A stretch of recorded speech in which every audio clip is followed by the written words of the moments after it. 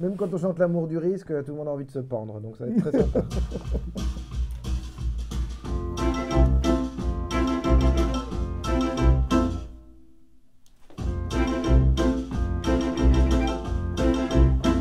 Incognito, vos flics maintenant sont devenus des cerveaux. Incognito, Claude Bolling, Claude Bolling, qui avait écrit Borsalino avant, qui a écrit la musique, effectivement.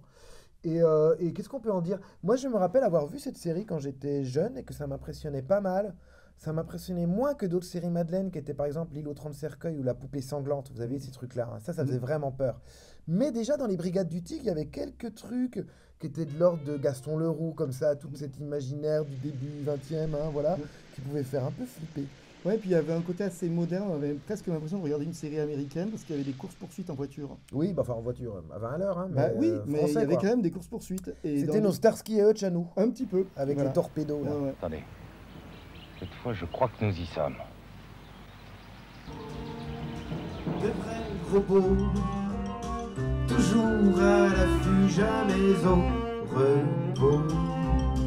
De face de dos, profilisons nos bobines en photo. Tous les enfants ont besoin de rêver. Tous les enfants ont besoin de rêver.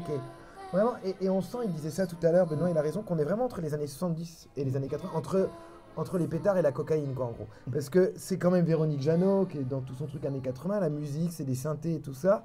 Mais ce qu'elle raconte, c'est un truc extrêmement hippie, presque Montessori, sur l'adolescent est un enfant qui rêve, un cerf-volant, enfin, on sent un peu... Le type qui a écrit les paroles, tu me disais que c'était le Georges scénariste. Coulonge, ouais.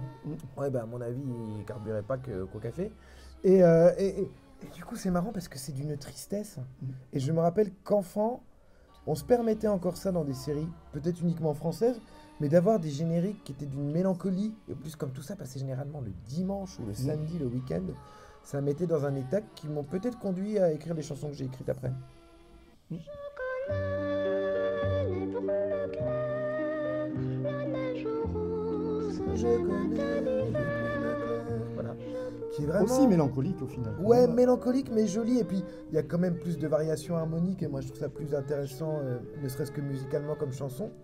Mais surtout, Belle, tu es si belle, on comprend. Oui, quand même être bête pour pas comprendre. Bon, ben voilà, il a vu son clébard, il l'appelle Belle. Et quand il l'a vu, il l'a aimé. Mais dans Le Bel Oiseau, il y a un truc très mystérieux dans qu'est-ce que ça raconte cette chanson. C'est quoi ce bel oiseau? Depuis l'Aigle Noir, on sait que les oiseaux dans les chansons, ça peut raconter des choses un peu difficiles. C'est une confession.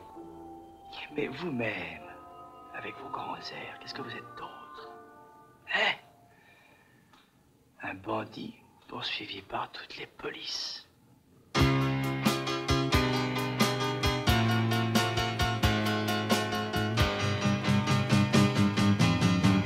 C'est le plus grand des voleurs.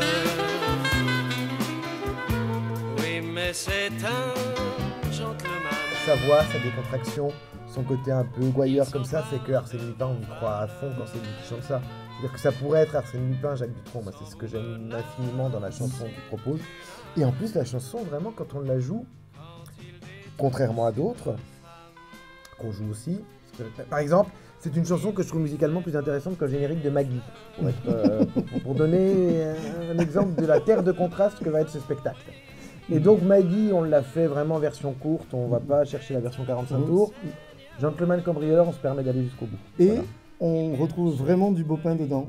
Ah bon, tu trouves? Oui, quand je t'ai Dans écouté. Maggie ou dans Gentleman Cambrioleur? Dans les deux, non mais dans, surtout dans Gentleman Ah, Cambrioleur. ça me fait plaisir, c'est un beau compliment, parce que vu comment il chante Dutronc... Puis avant